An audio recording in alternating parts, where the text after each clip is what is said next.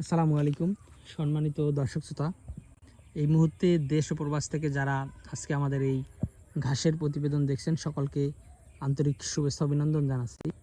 দর্শক শ্রোতা, যেই ঘাসটি নিয়ে কথা বলছি এটি হলো জার্মান হোয়াইট হাইব্রিড।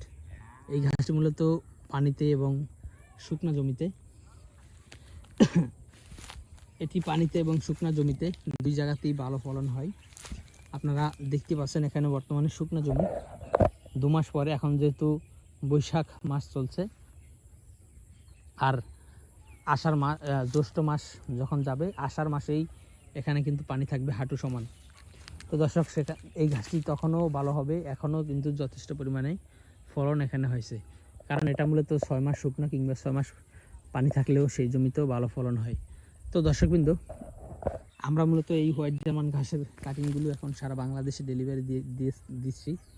আপনার যদি উঁচু জমি না থাকে তাহলে আপনি এই হোয়াইট জার্মান ঘাসটি লাগাতে পারেন, এবং পাশেই রয়েছে অজানা হাইব্রিড ঘাস, এই অজানা হাইব্রিড ঘাসটিও লাগাতে পারেন। মূলত হোয়াইট জার্মান ঘাসটা একটু চিকন টাইপের, আর এদিকে অজানা হাইব্রিড ঘাসটা মূলত মোটা, যার কারণে অজানাটা ছাগল গারল বেশি পছন্দ করে না। ছাগল গারল মূলত হোয়াইট জার্মানটাই বেশি খায়, আর গরু মহিষের জন্য হলো অজানা হাইব্রিডটা বেস্ট। তো দর্শক শ্রোতা, আপনার কি গরুর খামার কিংবা নাকি ছাগলের খামার? গরুর খামার যদি হয় তাহলে অজানা হাইব্রিড, এবং ছাগল গারলের খামার থাকলে জার্মান হোয়াইট হাইব্রিড।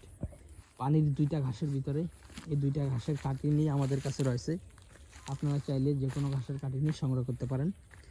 এছাড়াও উঁচু জমির স্মার্ট নেপিয়ার, জারা 1 hybrid, Guatemala hybrid, elephant hybrid, Taiwan hybrid, উঁচু জমিরও 4 থেকে 5টা ঘাসের কাটিন আমাদের কাছে রয়েছে। আপনারা চাইলে যে কোনো ঘাসের কাটিন আমাদের কাছ থেকে সংগ্রহ করতে পারেন।